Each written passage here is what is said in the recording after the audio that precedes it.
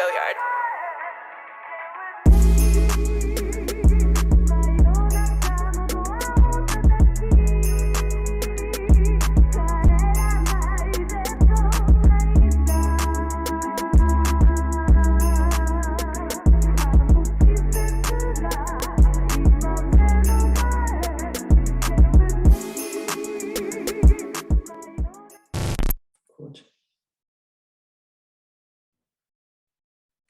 I see.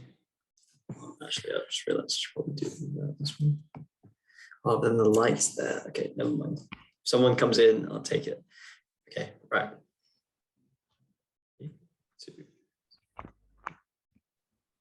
Hello and welcome to the CFCTALK podcast. It's me, Alex, your usual co-host. I'm joined by my regular co-host as well, Mr. Reliable in Amart, and yeah, we're going to be digesting our very interesting and I'll just be frank, lucky win against Leeds, a 3-2 win.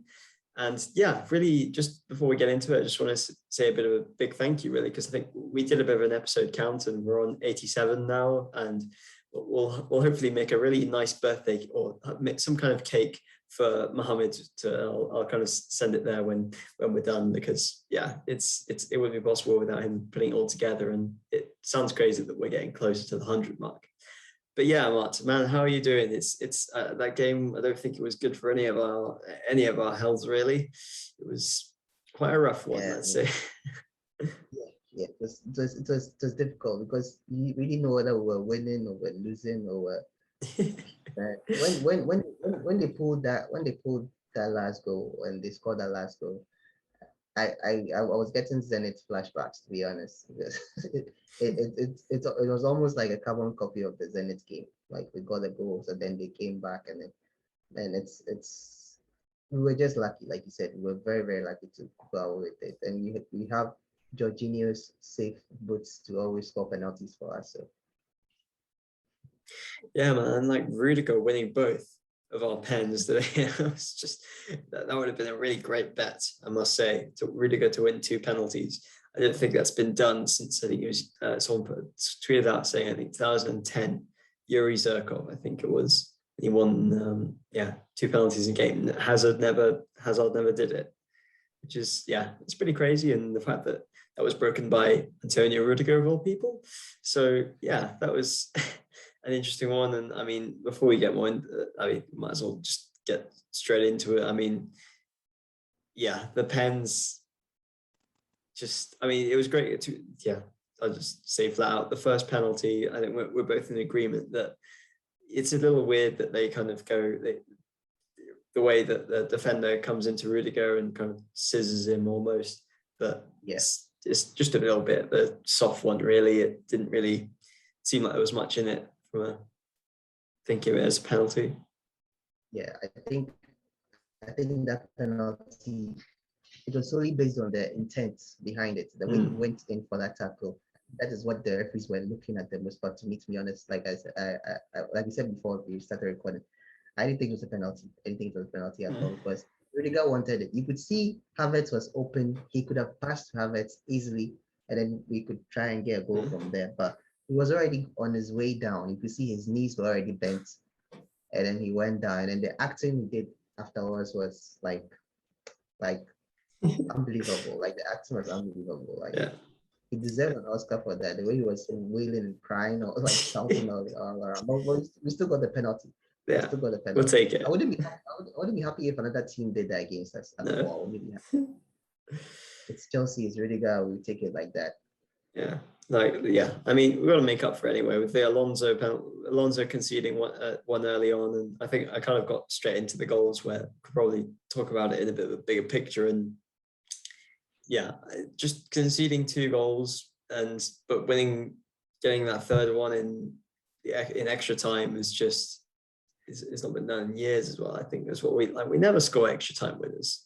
So it just seems pretty unusual to actually, to probably score one. But I think, getting it into the earlier parts of the game, I didn't catch the first 10, 20 minutes of it or so, but it seemed from pretty early on, it was the normal service resumed for Marcos Alonso, and just it seems like every team now, it seems to target him, and just the massive space that he kind of leaves behind whenever he goes on his little adventures up the pitch.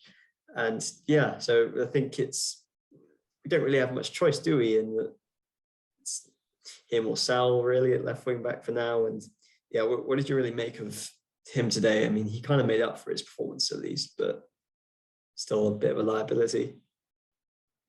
Yeah, I think, like you said, he made up for the performance, like the goal that he gave away, the penalty that he gave away, made it up, like, I think by assisting Mount, right? He actually the one who assisted Mount. It was a very clever cross too as well. Very well hit low cross directly to the boots of Mount, and Mount with a very, very excellent finish. But yeah, like I said, he's nowhere near the level of Chilwell. He's not, like you said, nowhere near the level of Chilwell. We've missed Chilwell a lot. Anytime Alonso plays, we see how important Chilwell is. We really do, because the pace is not there. I don't know. We, at least with Alonso, we knew that his offensive abilities were great, and even that we are not even seeing that from him. And I think the second half he was in control a bit in the defense, but he was going head to head with the Leeds players, and they were most times beating him. So I don't know, man. We don't have an option now. That's the thing. We don't have an option, so we have to play him. But until Chilwell comes back, we have to play him, and I hope he gets better. When the season started, when Chilwell wasn't really playing, he was really good. He was really, really good. Alonso was really good, and people were even saying that, do we really need Chilwell to come back and play and stuff like that? But when Chilwell came, we saw the massive difference Chilwell made on that left side. So, and now that he's gone, we are seeing it. We are seeing the deficit that he's left there. So, I think we just have to hope that Chilwell comes back early, cope with Alonso. At least we won today, so let's hope it continues. It was a very typical Alonso assist, I must say, indeed.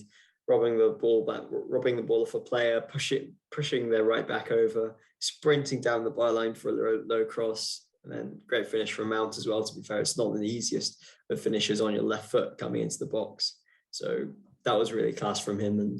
But yeah, Alonso, he's inevitable. His inevitability is in itself inevitable.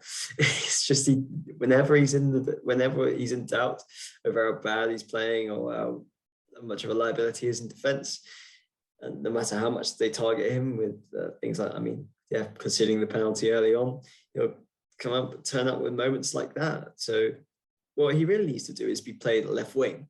So maybe once Chilwell's back, if we're ever out of depth for left wing spot, which seems pretty unlikely considering how stacked our attack is. Yeah, he's maybe not so, but just for being who are we to complain of Marcos Alonso being who he is? No, I'm kidding. It is a shame, but yeah, it was silly. I don't think it's the same Marcos Alonso we knew from like the Conte era, and like his pace has continued to go down, because already he wasn't really that fast under Conte, but the pace has already dropped and dropped and dropped. But the players around him too are getting faster.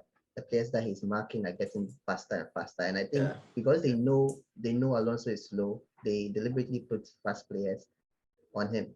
So then he continues to lack, and he but like we just have to cope with him. There's no option. Yeah, he is the option.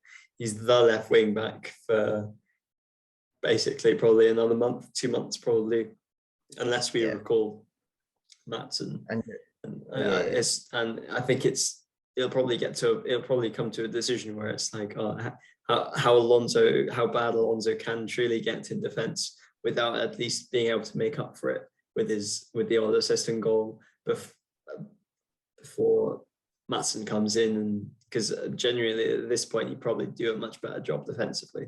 So it's a bit of a sticky one, but we just have to kind of hold it out really with Alonso, it seems.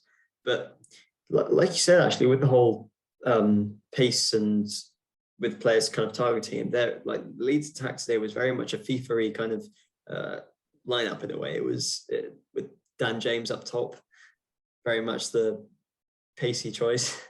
But yeah, him and Rafinha up top, and they both look pretty threatening. So it did kind of show we didn't really look. I think when we were trying to pass out from the back, it looked like we were playing a little game of hot potato. We were just kind of throwing it around a bit, and it's weird. Maybe it's because Mendy's just he's just not really got the confidence to play out with his feet. But I saw so many times in that game where we just didn't have an option, and Mendy would just hoof it, which is fine. We complained about Mendy not doing that and conceding a penalty out of it before. So it's a shame, but it's just I guess that's the effect when you have teams that will press you high up. And I mean, most teams in the Premier League do that anyway, but Leeds did do a good job of that, and we were barely able to properly play out of Leeds's press, really. I think we had to go long. We went along a lot in this game. So yeah, it definitely wasn't easy, was it, to kind of it wasn't a comfortable game to play at all. Yeah, I completely agree. I think with the issue of play from the back, I think sometimes I don't know whether it's a new trend or something, but I've noticed that a lot of teams nowadays decide to play from the back. They decide to pass out from the back to maintain possession, and then start a proper build up into the final third. But I don't know, sometimes when on days like this, when the whole defense is shaky, because even Thiago Silva looks shaky at times today, and he is mostly the calmest person in defense. Sometimes today he was caught off. Sometimes he made the wrong passes, and then sometimes he made a short pass, and the other player had to run and come for it. I don't think it's just. I think it's the whole defense. The whole defense has just. I don't know whether it's a lack of confidence or it's fatigue. I don't know what it is, but it's affecting all of them. So they shouldn't really. If you are playing from the back, you shouldn't make too many passes. Sometimes you make too many passes from the back. Like you need to make 1 or 2 passes and then move it forward. Or you make too many passes. Sometimes he passes to Aspi passes back, then he passes to Rudiger passes back, and then like the pressure is on him, because if you continue to pass back, then most of their players now start coming towards you. And there was one instance I remember where he even slipped, but he was able to get the ball out. So that was very, very fortunate. Rafinha and James were on him, and he slipped and he kicked it out. But he made very, very good saves. So at least that covers those mistakes. But yeah, I found it pretty funny. There were a couple of interestingly with tweets with some interesting intentions were saying that Kepa would have saved that penalty. Yeah. after all the put into context, after all the tweets of Kepa. I think I also said it too when I was watching, because I said it because Kepa is way better at penalties than we couldn't sub him on. Such a shame. just for that one moment. We use 2 substitutes. There's moments like this that sometimes I wish the substitute system works like the NBA. Go in and come. like it will really help. Like you can sub Kepa in, he comes to save it, sub him out, put him back in. Like that would be good, but it doesn't work in football like that. So but yeah, I also said that because they both have they clearly have strengths. Both of them clearly have strengths, and both of them clearly have weaknesses. The same way sometimes somebody cuts, like with the Zenit game, the last minute shot that they had. Somebody also said that Mendy would have saved that. You understand? Like Mendy would have saved it because the long shots. They weak Kepa's weakness. Yeah, that's Kepa's weakness, and the fact that too that he's also shorter than Mendy. So if Mendy died for that, Mendy would have had a better chance at reaching that than Kepa. But Kepa still reached it, but like Mendy would have had a better chance. The fact, like, whether he would have saved it or not, we can't tell, because it still could have hit Mendy's hand and gone in. So we can't really tell. But because of the height difference, you can just tell that Mendy would have gotten it better. But with the penalties, Kepa is clearly better than Mendy. Mendy has only saved 1 penalty since he came to Chelsea, and that was thanks to Aguero deciding to put it on a plate for him. So yeah, I think Mendy also has to work on penalties, because we need you to start scoring. That's why we have Kepa there, to teach him up, train him up, teach him his secrets. They should train each other, because it seems like Mendy's helping Kepa. Kepa is becoming better because of the competition. He's becoming better. So maybe he should also learn from Kepa and figure out how to save penalties. We need to combine them in a lab and just put all their qualities just together to form Menpa is like Menpa is like grandpa's cousin of grandpa, Menpa, or Kependi and Menpa.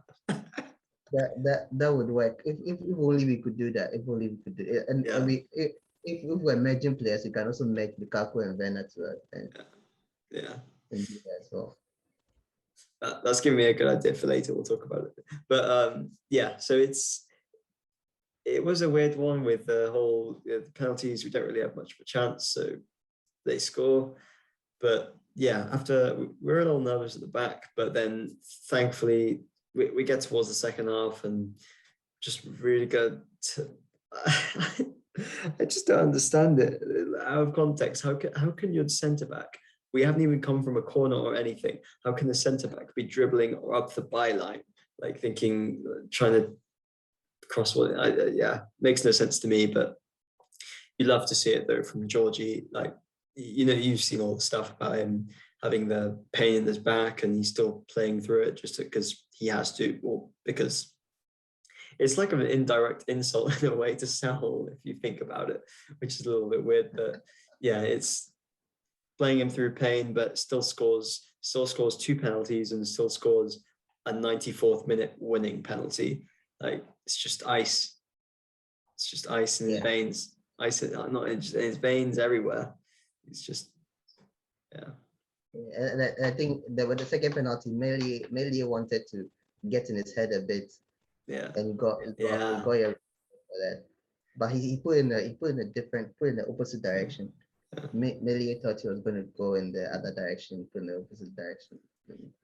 But to be fair, I think Melia also kept them in the game a lot. He made some good saves. Some very, very, very good saves. If it wasn't for him, they would have probably lost by first half. But his penalties are just. I've said it time and time again. I don't like how he takes his penalty. I don't like that kind of won't he kind of penalty, because that kind of penalty is not really. I don't know. It's not my favorite style of taking penalties. The penalties that players pause and then take penalty, and then take the shot, and it's not my favorite penalty. I mean, the way Lampard takes penalty is the best for me. Like pick your spot, kick it as hard as you can, and score. Like that's the kind of penalty I like. But stopping and keep and pausing, I don't like that penalty. But with Jorginho, it seems like he has perfected the penalty. I think even Bruno Fernandes doesn't even take penalties like that anymore. Now he has changed it. Bruno Fernandes doesn't take penalties anymore. Full stop. It doesn't matter which way he does it. He doesn't. The master of penalties is there. He can't take it. He can't take penalties. We're undefeated now. Shoot. We know who won the Georgie Bruno penalty test. The one has lasted longer. It's Georgie. My favorite, like of any style, is Aspie's. To be honest, I don't think I can remember him missing one, because he just does this cool thing where he just plants the ball on the floor, like slams it on the ground at the spot, marches back, and then just puts it into the top corner. Like we've seen him do time and time again. It's just no nonsense, just absolute commitment, and it just summarizes him as a person really as well. So I wish all our players could do it, but I'll take Georgie mixing up as well. The thing is that as long as he doesn't miss, we don't have any problem. When he does miss, that's when we will talk about it, and he even changed his style when he started missing. He changed the style when he started missing. I think he has practiced, and he has got better at this again, because that's what he was doing in his former team. That's what he was doing before he came to Chelsea. He was scoring penalties like that. So I think that is the best way he can take them. He doesn't like the way I don't like that kind of penalties. He also doesn't like the other kind of penalties. So to be fair, he's done. I think the past couple have all been hop, skips, and jumps, all that. But he has, like this season, he has scored a couple where he's just done it normally, just to change it up. So, but I know what you mean. Though. Like for the second one, I was really stressed that he was gonna miss it, because It was 94th minute. He's been playing the whole game. He's probably not particularly tired, or he's not particularly energetic. He's definitely, yeah, it's a really tense moment. But the fact he did it is just testament to him, really, and his mentality, really. Yeah. So glad he did it. But yeah, thinking a bit more of his other midfield partner in Loftus-Cheek, I think, because a lot of people will blame the defense, and rightly so, to some respect, not just in this game, but for the Zenit game. But it seems like it's not. It's about how the midfield, or those two midfielders, really need to cover that defense and offer and be there or to help out with defense when needed. And it doesn't seem like it was clear that we missed Georgie on midweek. I think it was Sal Barkley.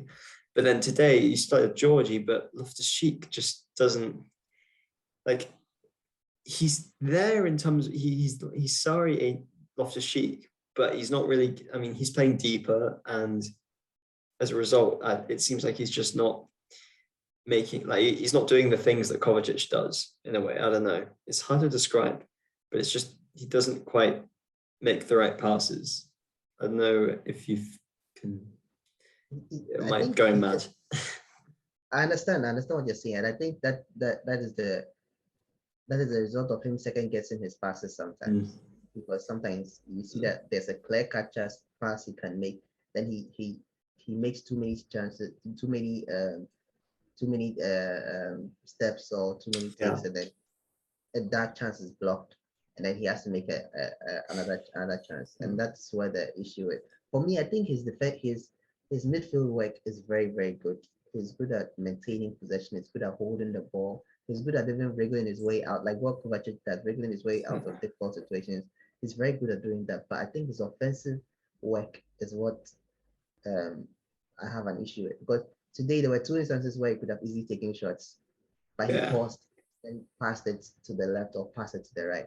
The Loftus-Cheek in the past wouldn't have done that. Loftus-Cheek would have taken that shot. He would have attempted. But nowadays he's more concerned in laying the ball off to somebody else and taking the shot himself. I know his role has changed from the Sarri time, where he was playing much more up the field, but even you are able to move towards that side. So even when you get to that place, the fact that you already have that skill, you should be able to take those shots. You'll be able to take players on. You should be able to make the right passes at least. So I think that's the issue with him.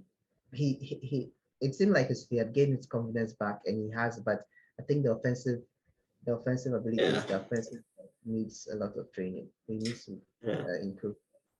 And it's what we kind of miss as well. Like we miss someone who can take long range shots, and we need someone.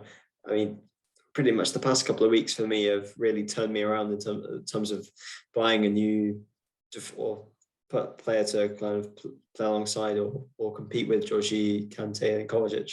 For now, right now, I mean, before I was kind of a Rice skeptic, or not a skeptic, just he'd be very expensive, and I don't know whether that's the best use of the money. But now I just don't care.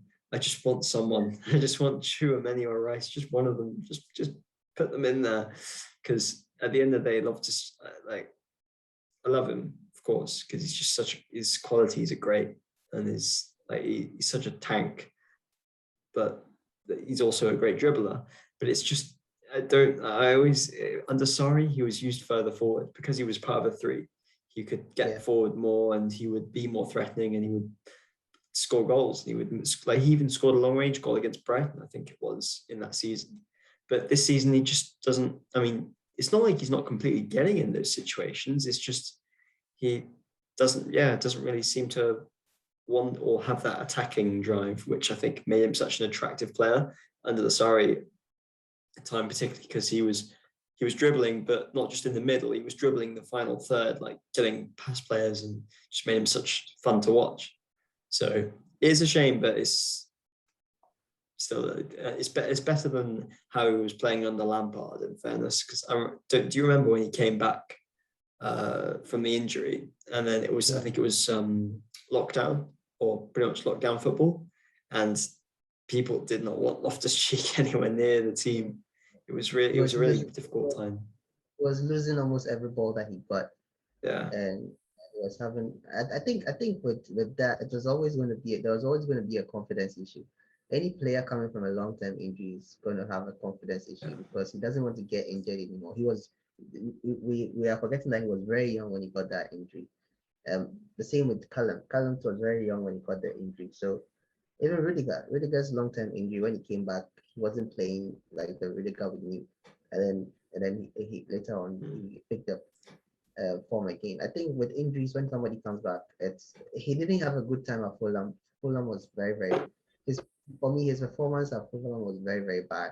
For some reason, when he came back, I don't know what Tuchel said to him. I don't know what the way Tuchel trains with him, but it seems like he's gotten back to at least almost close to the way it was in the past. So hopefully he improves, but the offensive work really needs improvement. Yeah, because we could have scored more today, really. I mean, I'm thinking about the other attackers. I mean, Reece James didn't really. I mean, I feel like he was good, to be honest. I can't remember anything specifically like amazing he did in the game, which just kind of speaks about the standards that we have for him nowadays, because he's just kicking ass so much in the matter who he plays against. But I thought he was pretty solid. Couldn't really have done much more than he did, really. But do you have anything to add before we can talk a bit more about the front three, I guess? Yeah, the one thing we can talk about Werner too. Werner was completely Werner was completely lost throughout the whole game. I think that in the first half, him and Alonso were frustrating a bit because they were making the right passes, but I don't know. In the final one to get to Havertz was always off. Was always off. I don't know why they were doing that. Or sometimes they take it backwards. Werner was taking it backwards a lot. Alonso was taking it backwards a lot. But in the second half, like I told you before we started, I forgot for a huge chunk of the half that Werner was even playing the second half.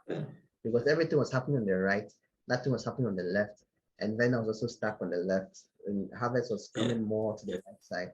So I don't know, it's like he had a very, very good performance at against Zenit, so we thought that was going to trickle down. But I don't know, the Premier League and the Champions League, for different mentalities, different ball game. So, but yeah, and Lukaku coming on very late too was also very, very bad. Like I'm saying right now, I didn't even realize that Werner was playing in the second half, and Lukaku should have come on way, way earlier. He could have come on way early. Probably him and Werner could have played together, or him and Havertz could have played together.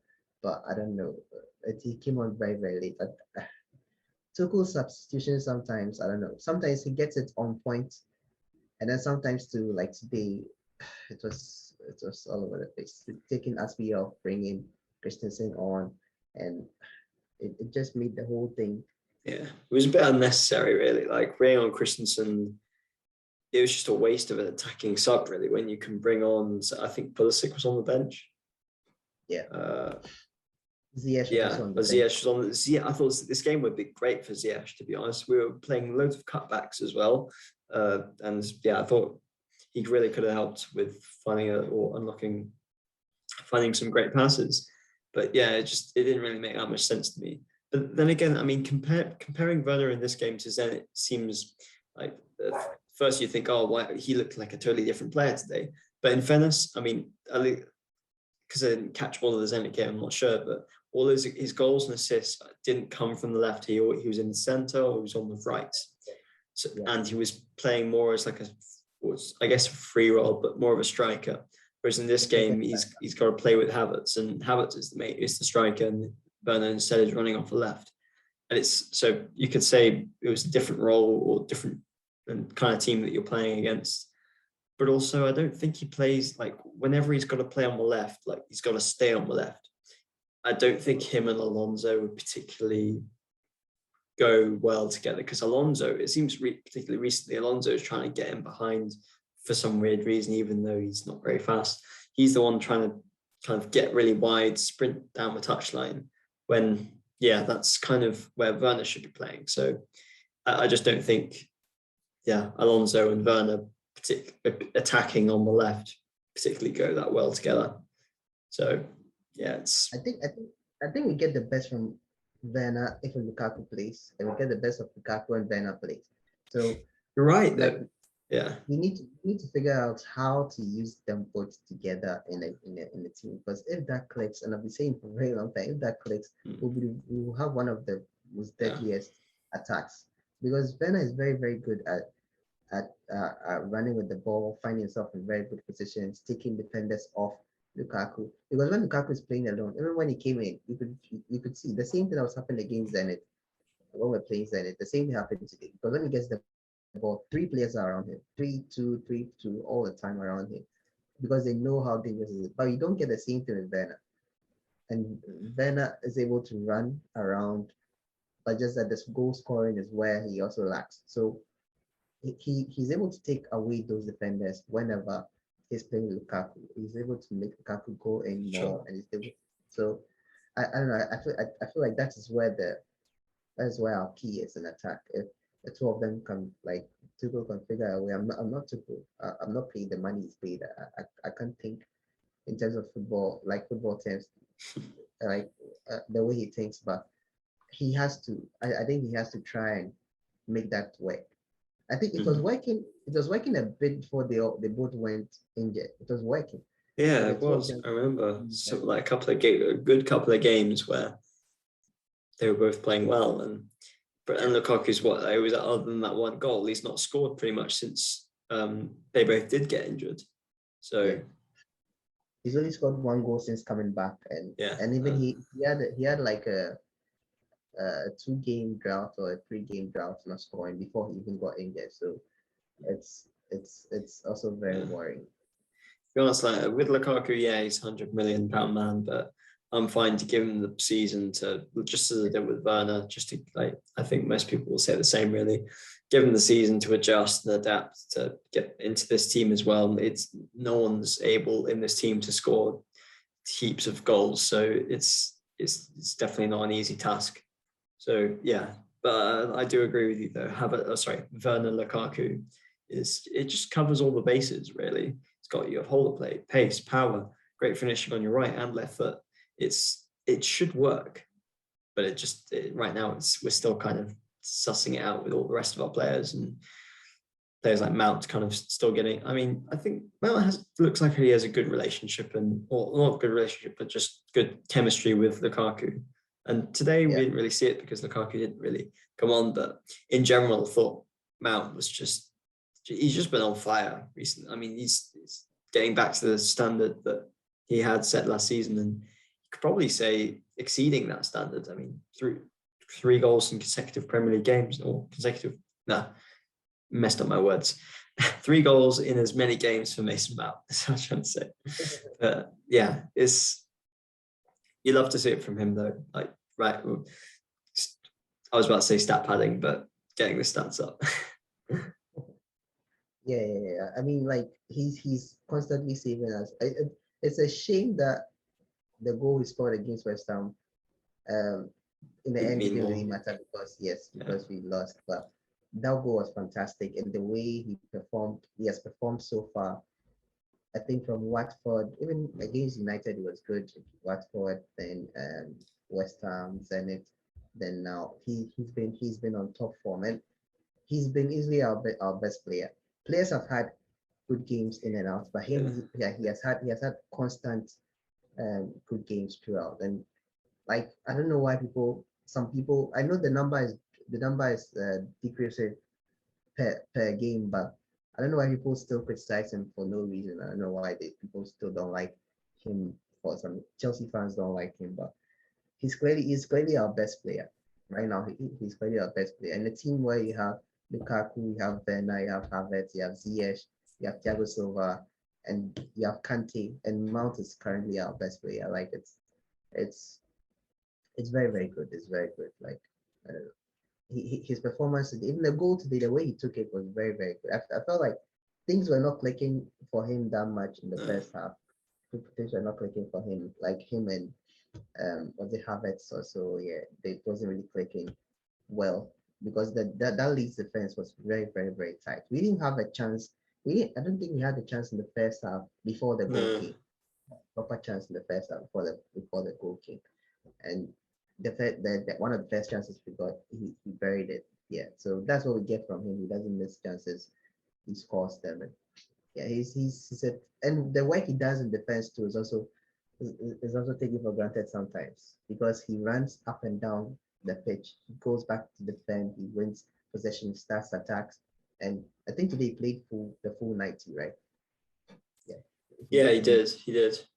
Tireless is a tireless and a hardworking player. Yeah. Yeah, exactly that. We're just not the same without him, and he just gives that. I mean, it's been saying it for ages, and it's the same. He gives the directness, and it seems like in December, January time, he's really the only player really that just wants to stand up and be counted. So, I mean, it was exactly the same last year under the tricky period under Lampard, and it seems like it is now. So it's because he's consistent. He's consistent. Exactly. He's one of the few consistent players that we have. Yeah. So he's there. He's there 100% every time. And we're going to need him to be with tricky fixtures coming up and all that. But before we kind of get on to what's next for us and the funny memes that I've been seeing on Twitter about our fixtures, I think just wanted to mention the very hilarious time wasting and that was going on at the end after Leeds got that equaliser to make it 2-2. And then a couple of their players were going down with very minor knocks or injuries. Yeah. And we were getting pretty fed up with that until Antonio Rudiger gets fouled for the penalty. And then we score. And then we start time. I remember it was literally as just before the whistle was blown. We probably spent about 3 minutes in the bottom right corner of the pitch. And I think I was watching it with my sister or something like that, and she came in when it was 96. I think it was 5 minutes added or 6 minutes added or something. So she came when it was 95th minute, and then when she went to the kitchen, she spent some time. They came back and she was like, "The game is still not over." And I said, "Yes, hasn't left the corner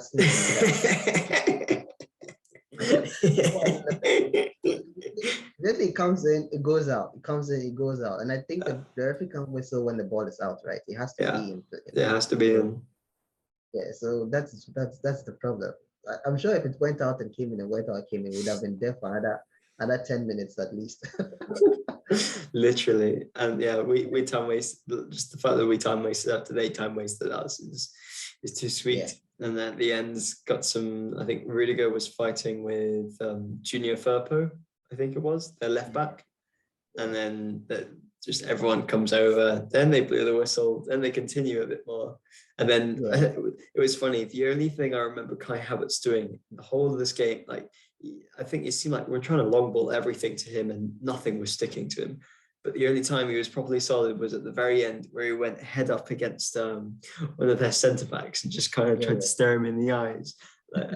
Like not a headbutt, but like just went into him. And yeah, that was the only thing I remember Kai doing this whole game, was just getting worked up by them at the very end. Yeah, but I think Kai was pretty good in the game. I don't think he had a bad game. I don't even think he had a great game like that. But he had a couple of shots I thought where he didn't quite, like they got blocked, I think. And but so there's not much else he really could have done. But at the same time, yeah, he could have taken the shots a bit earlier. But yeah, bit of dodgy game from him. But not dodgy, but just unlucky, I guess, to some extent, because he couldn't get the shots off.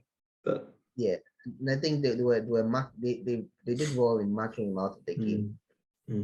He was able to get like some good passes in. He was able to win certain 50-50 chances and dribble certain players and stuff like that. But I don't think in the final 10 in that penalty box, they were always crowding him out. They were always crowding him out, getting the ball away from him. But I don't think he had a bad game. I don't also think he had a good game too. I think he was just in between. But he had a better game. He had a better game than who? So who did you say? But he had a better game than Werner. So yeah, true, exactly. He at least he did something. He at least went up to the guy and man, look at it. But Werner got taken off before him. He didn't get his chance. But yeah, I think we're kind of we've got a rundown of the game. Do you think there's anything else that has escaped our wrath before we kind of talk about what's to come now? I don't think so. I think it's yeah. that I think we're good. So We won. Yeah. Okay, we can talk about the table at least. I mean, it's just nice that we managed to stay up, stay in touch at least with City and Liverpool, because it seems just their form is just ridiculous. They win every single. They've won.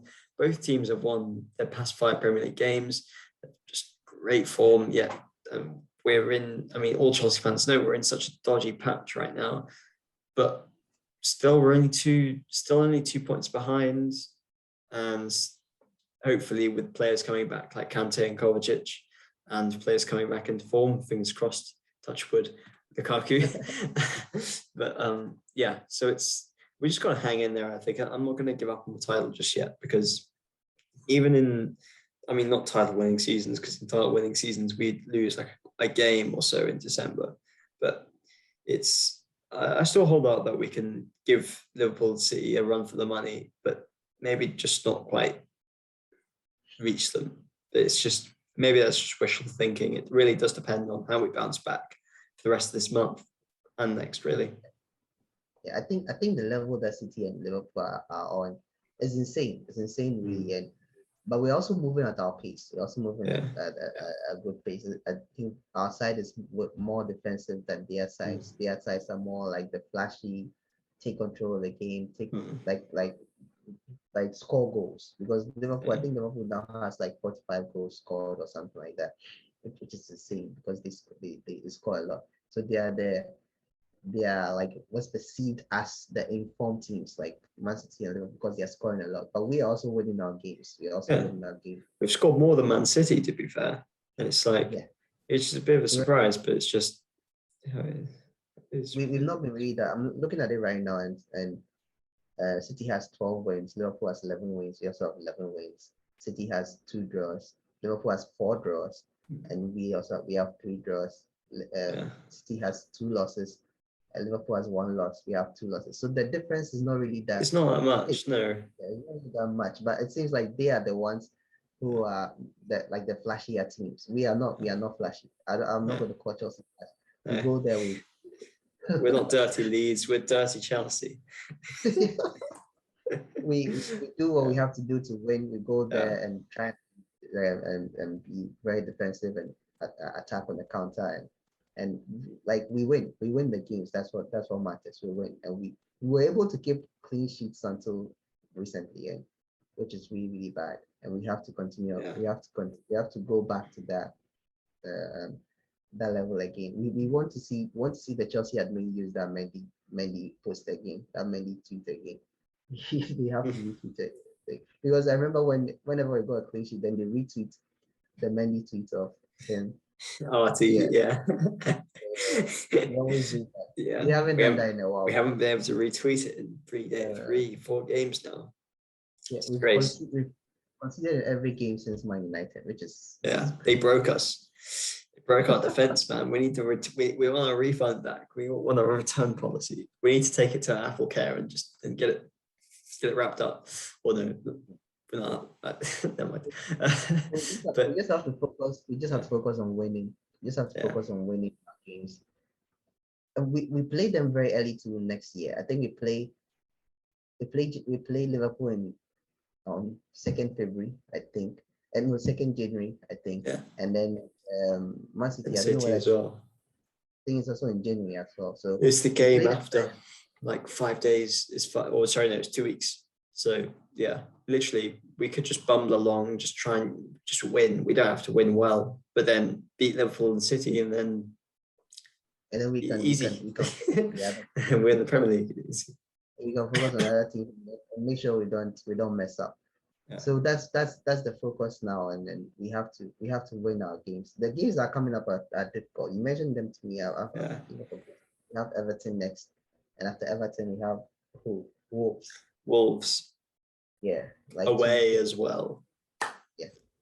It's difficult. And those teams are very good at smelling blood, especially when there's crisis at the club. When the form is a little bit here and there. They're able to smell blood, and when they know how to rock our boats. So we just need to focus. Like sometimes that's our problem. We don't focus enough, and then there's an issue. Then one mistake that we've conceded. Yeah. So we just have to focus control. And then there's one thing too that we do that I really don't like. I've never liked it under Tuchel, and now it's getting worse because I noticed that whenever we score, we tend to reduce the momentum. Yeah. And then that is what gives the other team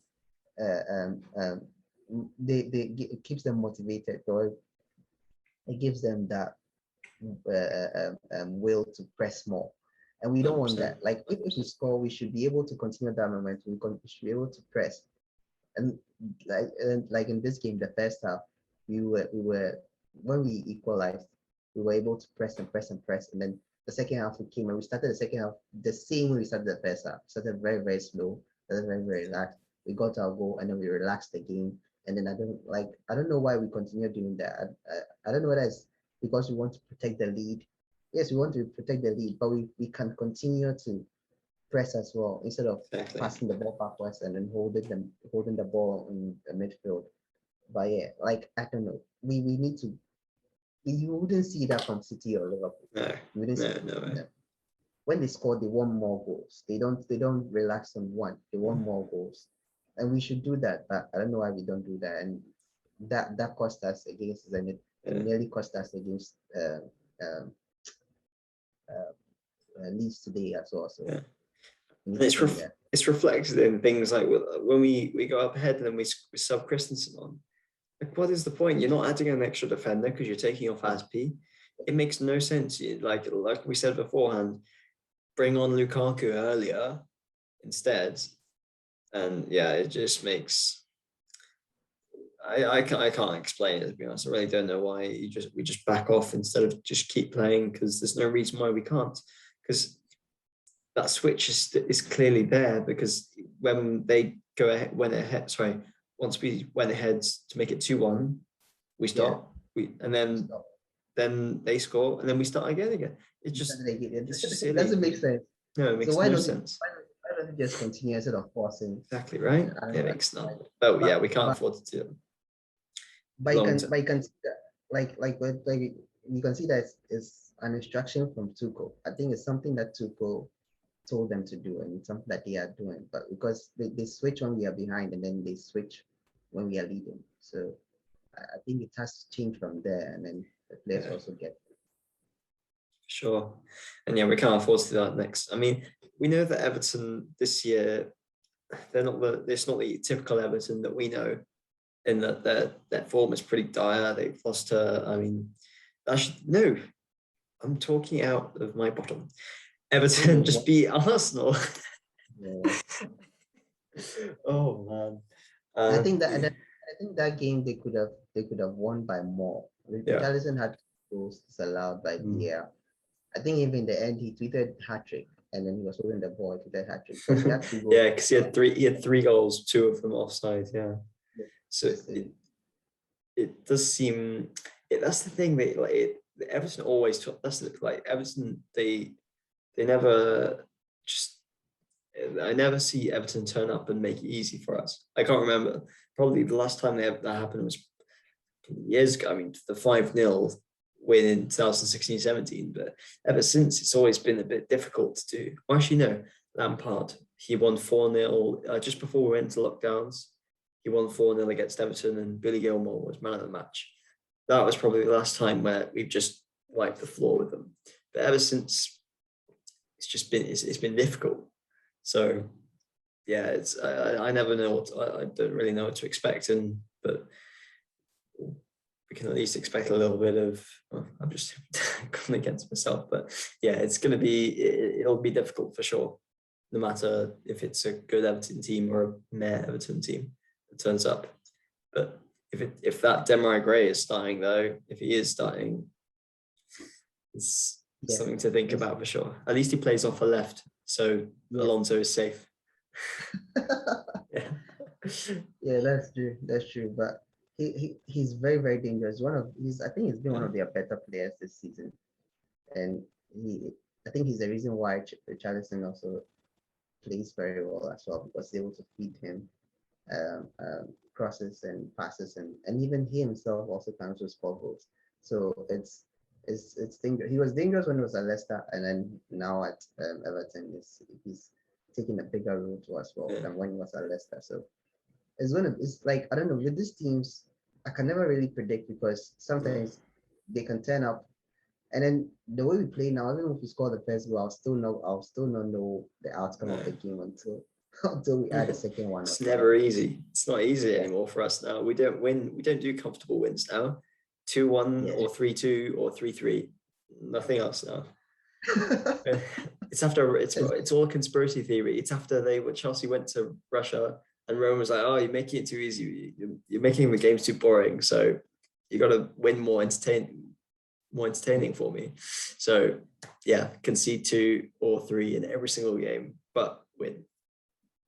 Yeah. It's exactly how it works.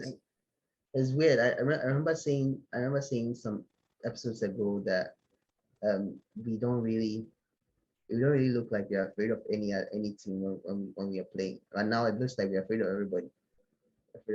Everybody that we play against, we are worried. We are worried that they might take something from us. They might take a point. They might take a win or something from us. But I just want us to go back to that time where our form table was green all throughout, all wings green throughout, and now there's green, there's ash, there's red because it's lost. So I don't want it to happen. It's like you said, it's December. Hopefully, when we leave the month and go into January. Yeah. New year and 2022 will be our year. Next year's our year. December is not. It does remind me just to always bet against Chelsea in December, because more than likely we'll do badly. But it's all right. We're not even halfway through the month yet. We can still turn it around and make it a good Christmas or festive period for Chelsea.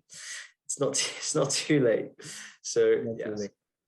But yeah, I think that pretty much covers everything we've got for Chelsea right now and the fun state of affairs that we're in. Can you think of anything else, or before we I'll wrap up a little? I absolutely love this kit. Yes. So I love this kit. I wish next season they add another yellow. They bring another yellow kit. This one is good. I was thinking of getting the third kit, but I don't know. I'm still waiting. It's a great reminder as well of the because we haven't played in it that much. It's just a great reminder of the Leicester, the 3-0. When we played in the yellow kit, it's like just good times, and it is amazing kit. Honestly, I'm so jealous right now. I really want one of those as well, because it's just beautiful. It's really nice. Yeah. Like, it's clean. It is really nice. So yeah, definitely. I would say that right now something about our sponsors, but we don't have a Get Up sponsor right now, I don't think. But yeah, anyway, right. I think that's gonna be a wrap for this episode of the podcast. We'll definitely you'll have both of us back, and hopefully my fellow host in Mohammed's back as well. He couldn't make it tonight with some undisclosed issues. But yeah, he'll be back, I'm sure, for the weekend. And yeah, really looking forward to hopefully covering a Chelsea win on talking about Everton. And yeah, really looking forward to the next one. Thank you so much, Amart, for coming on. It's always a pleasure when it's the three of us or just us two. It's always so easy to be the host and to do this, because you're just such a great guest and host as usual. So yeah, we'll catch you guys in the next one, and yeah, have a good one. Have a good week.